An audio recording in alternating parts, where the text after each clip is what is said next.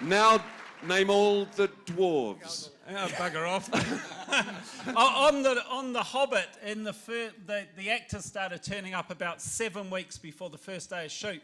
And what I needed to do, I've got an overfull cup of a brain, and every time something comes in, something falls out. And remembering things like the dwarves, the actors, their scale doubles, their picture doubles, their stunt doubles, and the characters that they're playing in the movie is just too much to try and do. So I made this necklace of little images which had a picture of each of them, their names and their corresponding. And I wore this for the first 3 or 4 weeks until the producer saw it, and he was like, "That's a good idea." Got them printed for everyone. So yeah. Fantastic. Yeah. The first time, I don't know about you, Craig, but the first time we worked together was on Hercules or Xena? Hercules. Hercules, yeah. Hercules. Yeah. We've made some very quality stuff in New Zealand. Can we reenact the part that we played? It sort of went like this. First one to guess which character. Yeah. This is, no kidding. This is where we met. I swished really well. This is WETA in the early days, is that I was playing half man, half horse, as you like to call it, a centaur. And I spent hours in the morning with Richard meticulously sticking horsehair all over me. And I had this horse body, this prosthetic out the back. And the director was going, "Oh, yeah, it kind of looks like a horse. But what would really sell it is if the tail swished." So this is one of the first great WETA effects of sticking, I think it was you, up in the thing, going... In the thing. It was in your bottom. In my bottom, yes. Yes, multi-Academy Award winner, in my bottom. Now, if we've got any questions, but we could just ramble on like this. I like the fact we've got a young one in the front of the audience there. Good young. to introduce them early. Yes. So, Is it a he or a she? I could tell, that was just my vision. Has she watched Lord of the Rings yet? Oh, yes. Really? Yeah. Did she like it? Until the sound got too loud, and then she cried a lot. Bit scary. Yeah. What was her favorite elf in the film? She didn't tell me. She didn't? Yeah. I can tell. I know. you better stand up and introduce her to everyone. Oh, She comes. Hey! Hello. Hello. Hey, baby. Start him young. And I think we have a question down the front here. Just hi. With the new technology, with the 60 frames per second for The Hobbit, which hasn't gotten mainstream adoption, I was just wondering what you think is the next big technology to try to push something forward in movies. Well, you've been very optimistic. It was 48 frames, but yeah, but that was challenging enough. Life has changed for us technically with 48 frames, 3D, high-def digital filmmaking. As you're seeing even on television now, the makeup that's pancaked on a variety of actors can hide nothing anymore. The new technology penetrates through almost any surface. So the heightened level of technology, even around our prosthetic applications, have become significantly more challenging because the camera actually sees through the surface of the prosthetic. Subsurface scattering becomes a real challenge. But with new technologies that are emerging, I mean, a lot has been debated about the 48 frames, but my view of it is good on Peter for having a go at pushing the technology. If there weren't directors like him, we'd still be watching scratchy black and white silent movies. Whether it added something to the movie or not is to everyone's taste, but at least he was trying to lift it to another level. Well, I mean, it's where is it all going to go? It's incredibly inspiring to think as an audience member, as I am just like yourselves, what we're going to be seeing in the coming years. It's going to get more and more immersive. We're going to be more a part of the movie. We're going to be a player in the film, just like a digital game. We'll be able to dictate story at some level, I guess, as we're able to plot our own journey through the film, which is... Does that get a bit confusing if there's 400 people sitting in a cinema, though? Oh, well. He lives, he dies. Well, I guess you're right in the movie cinema. But you know, anything's a dream at the moment. It's hard to think that the visual imagery can get more superior than where we are. The reality is now anything the director can dream of, anything the scriptwriter can write, can now be realized at a hyper-realistic level, which wasn't something that could be achieved 10 years ago, which is very exciting for us as audience members, for sure. Questions? Throw up your hand. One just here, and we'll get up the back very, very soon. Hi guys, I'm a big fan.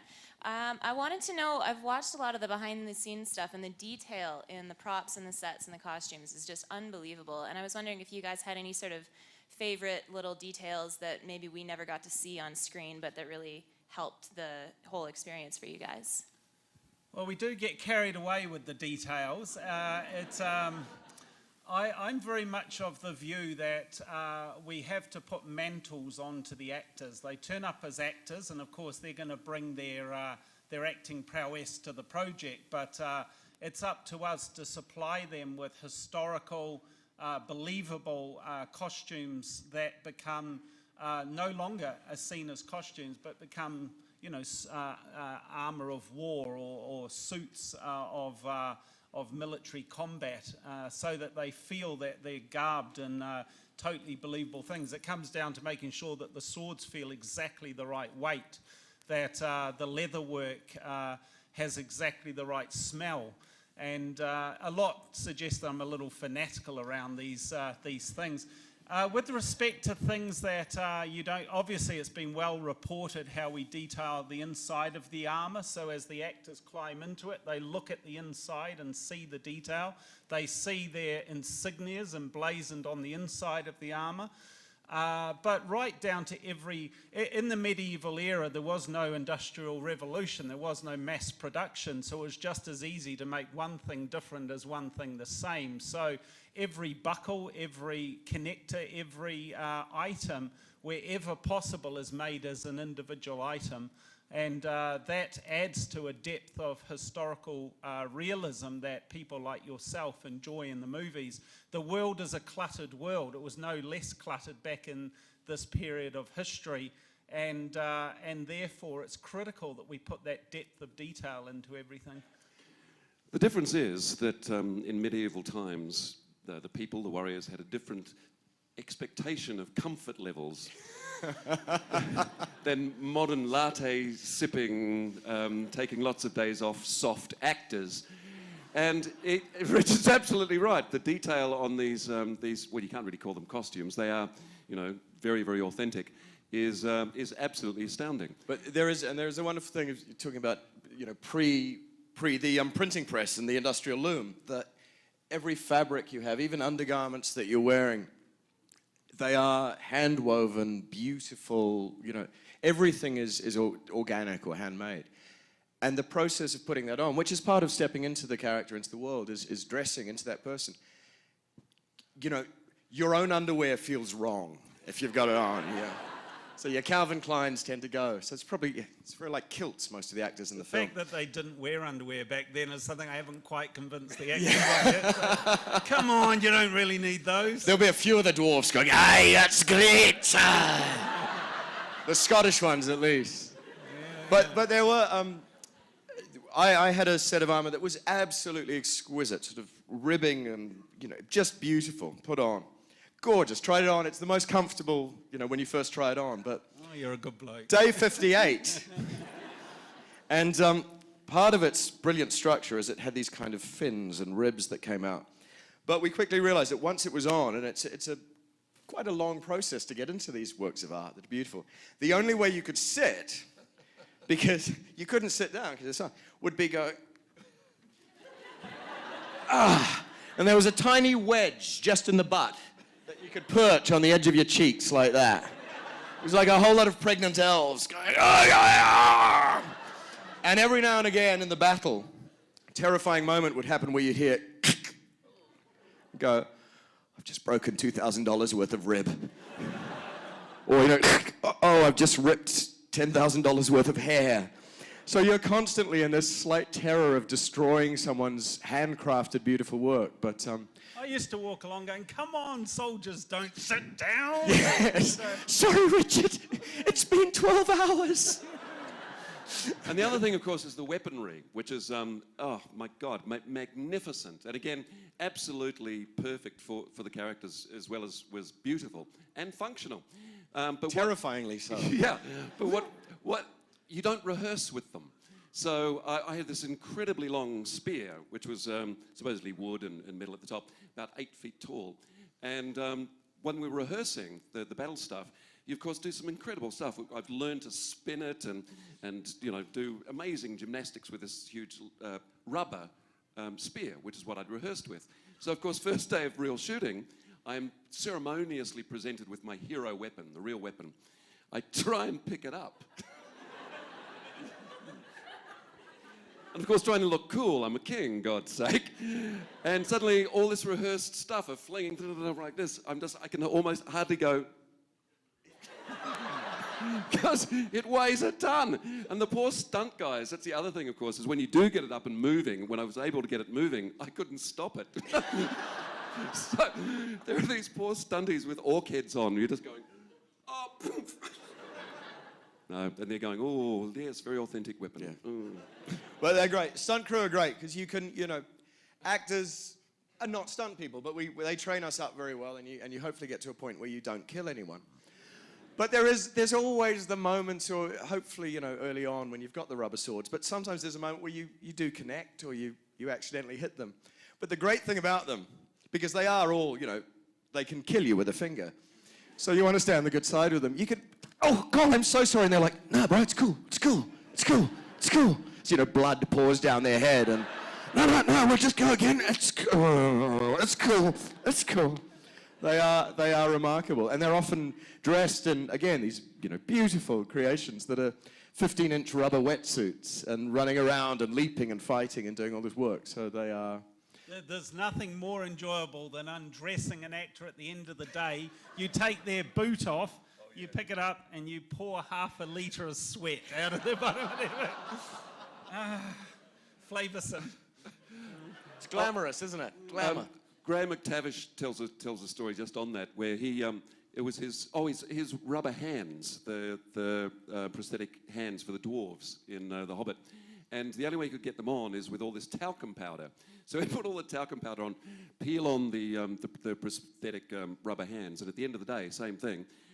They were horrified when they first took it off of just this milky white liquid, which became known as Dwalin milk. Yes. I just quickly share my favourite dressing story. I shared it at Comic-Con, but it's a nice story, and I share it here.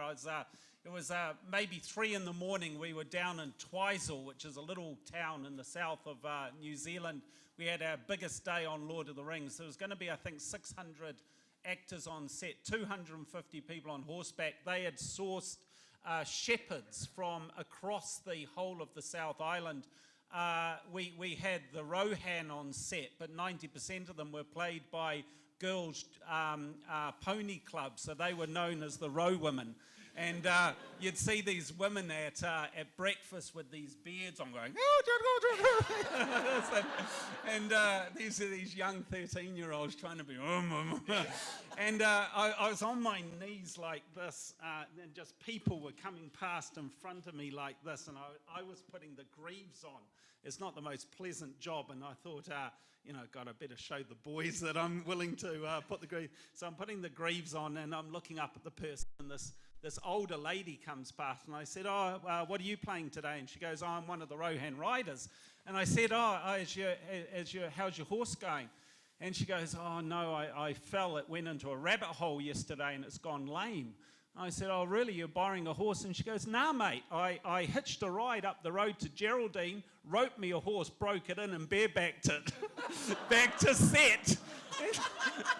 And she'd gone out after filming the night before, hitched up the road, roped a horse off the side of the road, rode it back, and she was ready to do another day. Yes! I thought New Zealand women. that single story sums up. The dedication. There was a question way, Yeah, up, way the up back the back that we with a white promised. glove, yes. Marcel Marceau.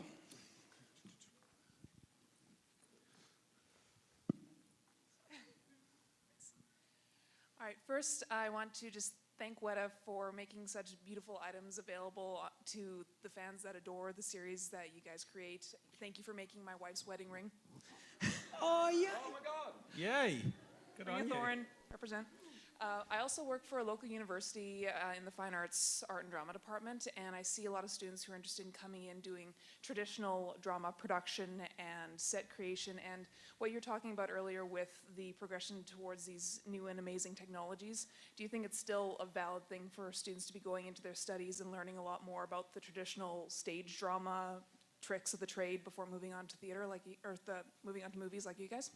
Well, there's no doubt that irrelevant of the movement in technology, actors are going to be the heart of entertainment for, hopefully, for the rest of eternity. Obviously, digital performances, motion capture, and animation will become more prevalent. But I'm convinced that we as an audience go to a cinema for no greater reason than to form a relationship with the people on the screen for 2 hours that we otherwise can't have at home, and that relationship will only will continue to be its strongest when we are empathizing, loving, hating the characters on the screen as physical actors. So in the case of your drama class, of course, with respect to hand skill work, there was not a miniature built for The Hobbit, sadly. There's a progression away from this sort of technical skill-based work, which is a desperate shame for people like myself and my mate Dave here, who have made a career around miniature building. David started a workshop in Australia called Model Smith, specifically set to build miniatures for filmmaking, and we're seeing that work go more and more. Dave actually joined me because I invited him to build Grond for us, and he came to New Zealand and built the battering ram Grond, and has stayed with us ever since, eh, Dave? Yeah, I didn't want to leave. Yeah, so... But one of the scary things about the new technology, as far as I can see, is people start not understanding what happens in the real world. Real physics, real dirt, real everything. Textures. And that tends to get lost in digital work. Young people that just don't start with handcraft. So it's absolutely vital, more so, that people start their new technology career with as much physical hand-on looking at what they're doing stuff out in the real world. I just say to you though, what a sad world that we'll all live in if we're only connecting with a sort of an IKEA environment. It's imperative that young people, as a higher proportion of young people as possible, are inspired to take up handcraft-based skills. There are very few artisan workshops left in the world now. WETA Workshop is probably the primary one where we've got multiple skills across multiple disciplines. And it's going to be a very sad place for us to raise our children if we have allowed those skills to slip away, having been so prevalent for the last 10, 15,000 years. So it's fantastic, of course, and celebrated that this course is such as the one you described, evoking this level of craft in young people. Thank you. We have a question about halfway down. Come on, you side over here. We're Yeah. going to get some hands up. Cool. Hi, I just want to say I've been a fan of Lord of the Rings and WETA Workshop since I was 12, so this is such a great opportunity to be here. I'm currently taking art school here in Calgary, and I just want to know if there was any advice that you could give to people that just want to get into prop making and prosthetics art. Yes, we hire in order of importance for passion, enthusiasm, tenacity, and then talent. It's critical that a person doesn't think that they can ride solely on their talent. Passion is what's in your heart. Enthusiasm is the ability to turn that passion into an action. tenacity is stickability, and then of course talent is imagination and creativity. Flip that on its head and you have talent first and passion fourth, you have a hollow opportunity. So what's critical in those people is that they know that burning in their heart is a desire to make things with their hands, the love of making. Our primary thing that we hire for is the love of making.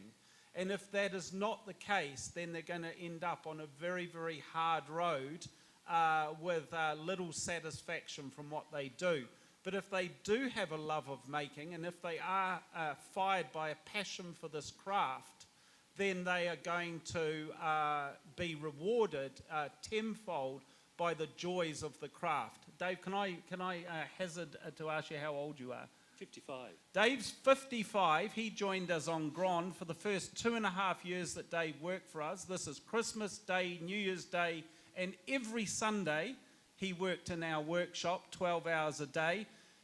The first time he actually broke from work was because I asked him to come up to our place for Christmas dinner. But every single Saturday and every single Sunday, Dave will be in the workshop, because if he's not building models for me and for what we do in the WETA collectibles line, he's building models for himself. If you don't have that level of fanatical drive towards hand-based skills, I question whether it's worth doing, because you're not going to be rewarded financially, and you're not going to be rewarded critically, because you're hidden in the depths of the workshop, but you will be rewarded creatively. And to me and Dave and all of our team, that's the greatest reward you can seek. So there.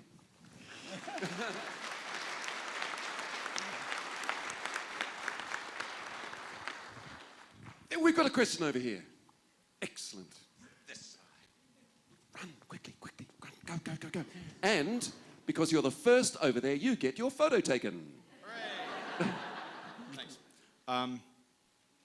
My question is, when you're dealing with the people who consult on your medieval combat or your medieval dress, who do you usually turn to? Is it university professors who've studied the field, or is it experts in combat, or both, or...?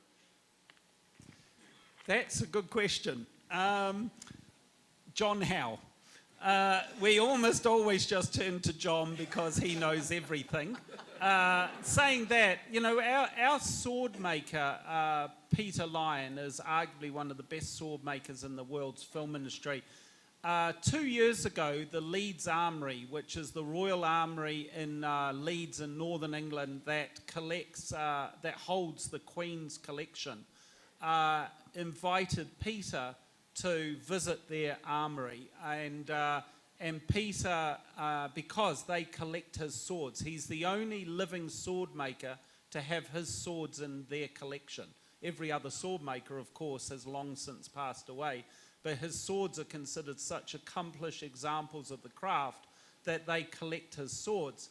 On arriving at Leeds Armoury, that is the first time that Peter has actually ever held a real sword. Growing up in New Zealand, the indigenous people of New Zealand, the Māori, have been in New Zealand a long, long time, but the settlers that came to New Zealand have only been there for around 200 years. So we don't have the depth of historical culture that you may get in Europe and even here in these countries. And so we're almost devoid of that sort of thing. So it is about research. It's a valid question. It's about very, very deep research, turning to professors, turning to learned scholars, firstly from libraries, but now on the internet, of course, reaching out to people around the world. Thankfully, we've become very good friends with the head curator of bladed weapons at the Leeds Armoury, and he is of a huge assistance to us. And we now go through those channels. But I return to my first statement, and John Howe. He is unbelievably knowledgeable about medieval battle and armour wear and such like. So, thank you. One, oh, right in the middle.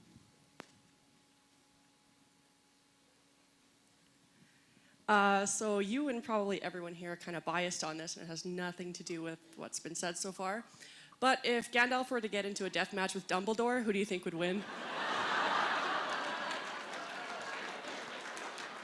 It's definitely one for the actors.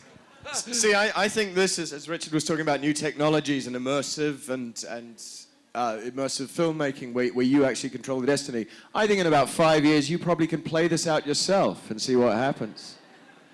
But Dumbledore is dead. Just saying. Sorry for those of you who haven't read the last books. Sorry. Sorry about that. Says it right there, doesn't it? Again in the... over here, there. Oh, while you're up there, yes. We'll come back to you next. Nice armor. Thank you. It's from Star Wars. I'm in the wrong panel. But I did make it. My question is, how do they come to you with Tolkien, one of the world's greatest authors, with this incredible story, and say, make it? So to you, like what kind of process goes into? I mean, you mentioned research now, but just in terms of visually bringing it to life in a world, in a movie with actors and costumes, do you find it a terrifying challenge, an exciting challenge? Yeah, the way I've described it in the past is literally like this. You're teetering at the edge of a precipice, and you do have the choice to step back from the edge and just go, let's go back to Hercules and Xena. Or you choose to free fall. You choose to actually fall over the lip. At the time that Peter invited us to do Lord of the Rings, and he kindly offered us the choice of which departments we'd like to have a go at, and we chose some of the design, armor, weapons, creatures, miniatures, prosthetics, and special makeup effects, and which was a big chunk. Only 38 of the 158 staff that we hired had ever worked on a film or television show before. The 48,000 separate things that we made for the Lord of the Rings was therefore made by an almost completely group of people that had never worked professionally in this area before. But the way I've described it is you're weaving a tapestry, and no matter how pale and how fine the thread that you're given in your needle to weave into that tapestry, if you don't weave it with care and thoughtfulness, creativity and passion, in some way the tapestry will be threadbare, of course. So it's up to every individual on the team, whether they are doing the highest level of armor smithing down to hand assembling chainmail, that they give it their all. But there's a greater challenge, of course, which is the one that you're alluding to, than just the technical process, just the creative task. It's actually the psychological leap that you've got to make, that you're taking this learned and beautiful piece of literature that many of us have informed our lives, has been the roadmap through which we've journeyed through our youth.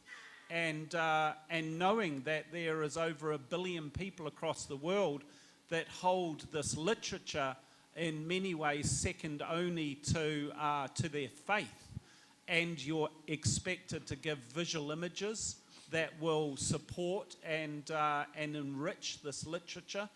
The only way, I guess, to answer the question is the way that Peter has said it to me, which is you can't hope to please anyone. Everyone. You can't hope to please everyone, so don't try. Just try and please yourself, knowing that you have a very critical view of what you want to see. Should you please yourself, hopefully in turn you'll please a great deal of people. And so we went forward with that faith, I guess, that should we teeter and then fall from the precipice, at some point we'd catch ourselves and start to fly. And I very much am of the view that if you're empowered by the love of your craft and pay respect to the source material, as we've had the pleasure to do on a number of projects, ultimately the audience and the people in this room, of course, are our are the very people like myself that are loving this material will find something in it and hopefully enjoy it to the point that it was worth all that effort. Hopefully that some way goes. You could write a university thesis on the question you just asked. Hopefully that will go some part. There's a wonderful thing too. I think a big part of the success of the films you've been involved in is communication too. This maybe 5 years before filming started, there was the animatic put together, and a group of actors were brought together and recorded the script like a radio play. But at this time, there were storyboards sketched out of roughly how the film was going to go. 10 years later or so, sitting in a cinema, I went, I've seen this before. And it was the same film that we put together. A million different things had been added to it and grown, but somehow the world, the vision, the perceived future film was communicated through you guys so well that everyone kind of knew the world they were in and were guided into their place where their own contribution fitted within that universe, within that world so clearly. And I think that's one of your absolute great skills, is your ability to communicate the meta picture and trust people to fill in their, bring their own contribution to it. And it's an amazing thing, to see the kernel of something and actually see it fulfilled so many years later after so many people put in their talent and time. I'll just make one last comment to that. I always acknowledge that Peter's great skill as a filmmaker is that in the epic, because of course he makes the epic, he can still find the intimate. He still brings us all back as an audience to the intimate. And I think that's the core of why we love these films. We're given the same vision that we've had in our minds all these years reading the literature, but we're also given the intimate story of love and faith and drive and companionship that we have all enjoyed reading the literature and that we all seek in our own lives. And that is the very core of why these films have stood the test of time. So there's a question over here. If the lady in red. Who did you play in the animatic? Frodo. Hello. Okay, so all of that being said, of all of the movies or books or anything that you could potentially work on in the future, what's your dream project?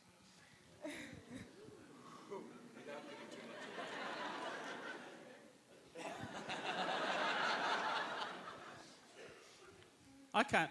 Dave will answer that question.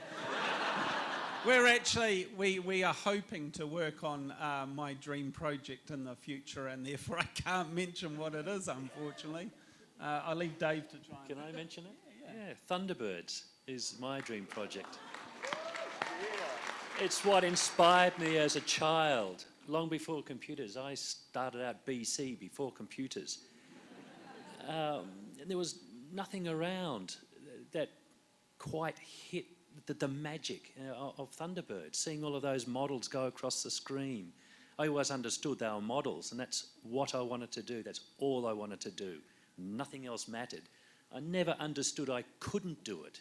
So that was it. That was the driving force. So to come full circle and be able to work on Thunderbirds. Sitting in Dave's office on his shelf are 4 models built by his dad when he was a child, and they're hand-carved out of blocks of wood, and they're exact replicas of the original Thunderbird models. Now dotted through our whole workshop is exact replicas of the original Thunderbird models. I don't know how many, maybe 20, 30 of them. Dave has built these in his weekends and Christmas days and New Year's days as presents for myself and my son that he gifts us every year. And we've amassed this incredible collection of exact replicas. Some of them Dave can't finish because they're so accurate that they're made with the original kit components from the kit bashing that was done in 1965 by Jerry's team. And he has to therefore source the world, or source the original model Thank to God for find the eBay. piece. Yeah, thank God for eBay. And I think I've got a, what's the green one called? The big Thunderbird 2? I think I've got an old Tonka toy Thunderbird 2 at home I could give you. Dinky. I love that thing. I'm just trying to think. We're running out of time, sorry. So I'm just trying to think, Craig, and I'm sure this passed your mind as well, about the opportunities for actors in Thunderbirds. Of just by way of audition. Only strung up actors. Highly strung actors. Yeah. I always love the close-ups in those too. You'd have, oh, Mr. Tracy, and then close-up of a hand on a computer.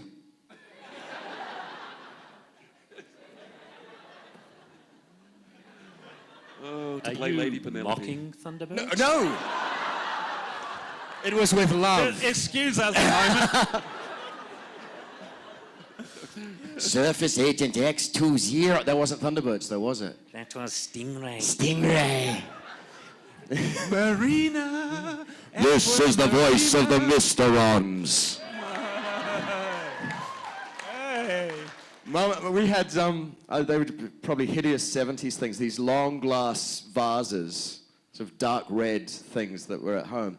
And if you held them up like this, it made the Mysteron sounds. It was, this is the voice of the Mysteron. Mused me for hours.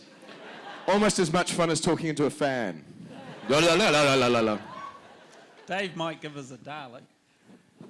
Exterminate! The Doctor is an enemy of the Daleks! And wasn't it good in the new series when they finally levitated them? After all those years of them being on wheels going, oh shit! Now they levitate. Finally someone went, oh, we'll put a blue light under them, and they go Now we can conquer the universe. There's one last question that bloke's had his arm up for in eternity. Shall we answer? Yeah, that chap there. I think it's the last question. I think we. One thing that I noticed that was different in The Hobbit than The Lord of the Rings was that a lot of the close-ups of orcs and goblins were animated as compared to The Lord of the Rings, and I was wondering what made that change come about. Okay, it's time for me to leave. The problem, that one of the challenges, we've done hundreds of orcs, as you saw on Lord of the Rings, and hundreds of Uruk-hai. One of the great challenges of prosthetic and suit characters is you're stuck to two triangles. There's a triangle from the underside of the groin to this distance across here. You could argue that, of course, you could lower the groin down to the knees, you can largen the shoulders out to the arms, but you get the Stay Puff Man because, of course, you limit performance, then you lose the incredible dynamic that you get in a person that has the freedom of movement in the leg and the arm. It's the same with the face. If you want the full articulation and full emotion of the human face, you have to stay to the triangle of the mouth to the eyes. And of course, you could put animatronic eyes up on top of the head. You could lower the mouth and drive that off servos. But at some level, you're then challenged by losing the connective emotion of the character. The reason that we utilize digital characters in The Hobbit more is that we were trying to find more and more unique characters, and the only way that we could break those two triangles was to utilize digital solutions. And that was ultimately how it eventuated. Good question. Good spotting. And unfortunately, on that note, we have to say thank you very much to these gentlemen for coming. We'll have to end the session here. Thank you. Thank you.